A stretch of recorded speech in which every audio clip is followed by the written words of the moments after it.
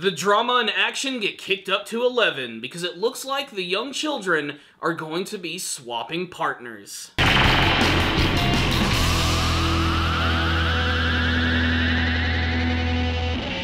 This was a quintessential episode of Darling in the Franxx. I think it was an episode which completely lived up to its actual ideals. It might be a show about a bunch of kids who pilot giant robots and fight monsters, but really, that's just the backdrop. It really doesn't matter. This entire show is about relationships and compatibility. And this episode went into some very strange territory when we got to see what would happen when some of these pairs actually decided to do a little bit of a shuffle. And it led to what I think was maybe one of the most entertaining episodes of the series, and there was certainly a lot of foreshadowing for it. I mean, Kokoro and Mitsuru. It was an inevitability at this point. The minute that we saw that one scene when they went off to that abandoned area and she found that book about mothers and fathers and making babies, we all knew things were going to go weird, especially when she had that encounter with him in the greenhouse. And that continues to happen in this episode right here. We get to see that Mitsuru is currently the mayor of Strugglesville. He's not feeling too well, and they're going to need him to get a lot better if they're going to be fighting against Klaxosaurs. So they propose the fact that maybe they can switch up partners, and that could maybe sort of pick up his spirits and maybe see if he's actually better with someone else. And this leads to some of the most ridiculous, over-the-top, and funny drama, a lot of it which I do believe is intentional, when Kokoro decides that she is going to go with Mitsuru, which completely just crushes Futoshi's world because he's obsessed with Kokoro. He even declares his love outwardly all the time, claiming that he's always going to protect her no matter what. And when this happens, you can literally pinpoint the moment where his heart breaks. And throughout the entire episode, he just throws a big pity party about the fact that Mitsuru is with her and he doesn't really care, and it drives him up the wall. He also is going to be partnering with Ikuno as well, who's had tons of problems with Mitsuru. So we have these two teams which are swapping with each other, and the circumstances between them are definitely, I think, one of the best things about this episode.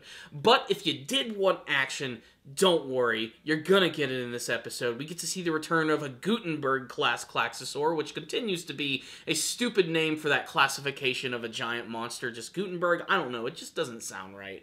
But it's another really great scene, and might be one of the best action sequences, actually, that I've seen from the entire series, as this massive beast initially looks like a giant walking coffee table. But slowly but surely you realize it's actually a Klaxosaur composed of a lot of tiny Klaxosaurs, and it can manipulate and move and morph its body in a number of really cool ways, and sort of like spreads out almost like a crack on glass. It's really strange the way that it's animated, but I absolutely love it. I love that the Klaxosaurs themselves don't necessarily conform to a certain form. They can be whatever the story wants them to be, and that leads to a lot of really fantastic action. And when I say the action in this episode was good, it was good. Maybe the best from the series, especially with the other Franxx robots, who finally get a little more screen time. Ones like Chlorophytum and Genista, like, they look really awesome when they are moving in this episode, and are solely responsible, along with Strelezia and the others, for taking down this beast in a super epic action scene. Now, that's basically the episode right there in a nutshell, but the best things about this episode really are the development we get from the characters. The last episode was dedicated to Zeromi. This one tackles a number of characters at once, and I honestly thought the episode was going to start to go into some bolder territory as well. More on that in a little bit. But really the star of this episode, I don't even know if I want to call him the star, just the main focus, was mostly on Mitsuru and Kokoro.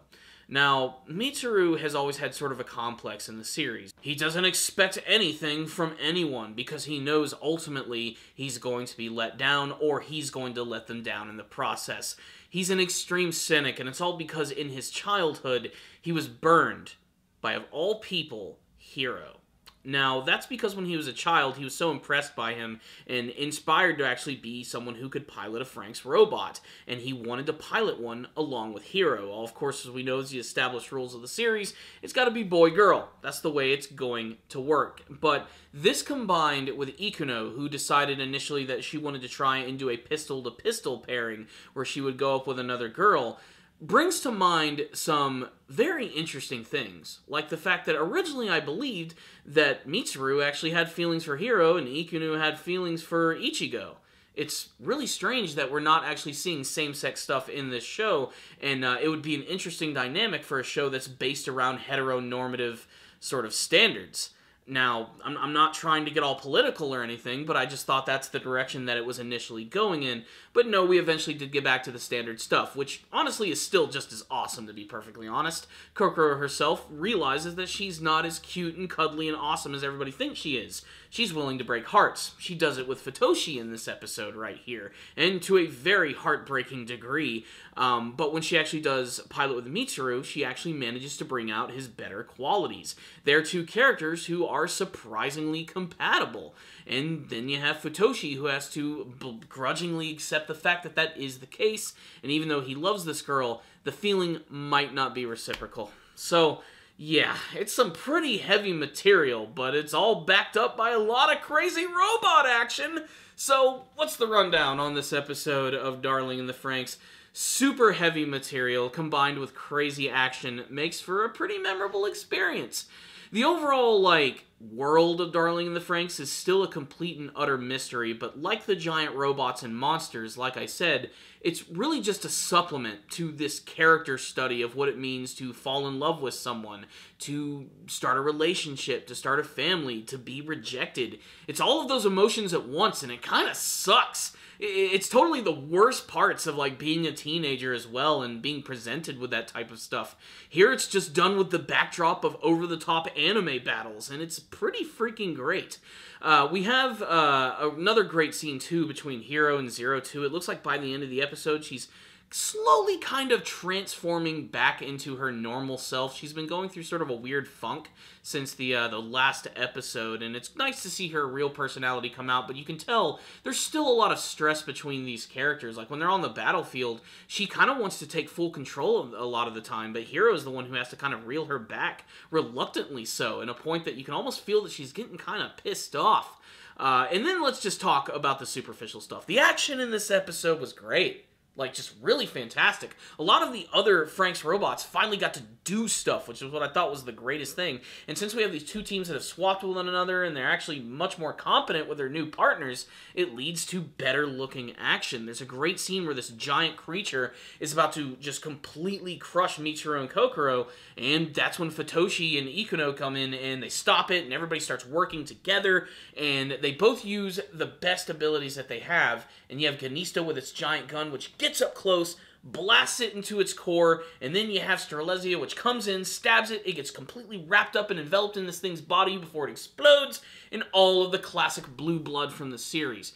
It just looks awesome, for a lack of better word, and it's starting to feel a little bit more like the stuff I expect to see from Studio Trigger. This is a show that I think, episode by episode, will start to get significantly more epic in terms of the action department.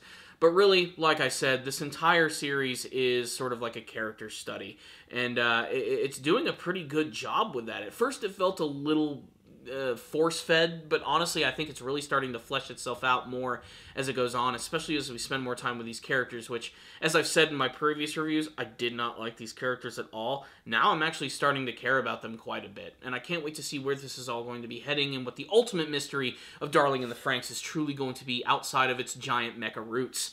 So, yeah, this was an awesome episode of the series, one of my personal favorite, and that's why I'm going to give this one right here a 5 out of 5. You guys should definitely check it out. I'd love to hear your thoughts about it, and you can sound off in the comments section below. Let's start a cool discussion. I'd love to chat with you guys. Thank you guys so much for watching this review. I'll see you guys next time, and as always, stay down there, baby. Also, guys, I completely forgot to mention, my favorite scene in this week's episode of Darling in the Franxx is when Kokoro decides to take complete control of the Franxx robot and goes into Stampede mode. That's when the more animalistic side of the mechs comes out, and it was like a scene straight out of Evangelion, which totally makes sense as a lot of inspiration from Studio Trigger came from them, and a lot of those guys originally came from Gainax. So that makes sense. What I'm saying is, really, I hope we get to see more of this in the future, and more of these Franxx robots going on the Stampede Berserker mode, because it looks awesome, and I wanted to see so much more of it. But man, when Genista transformed in this episode and you saw those big giant green teeth, I couldn't help but think of Evangelion, and it was metal.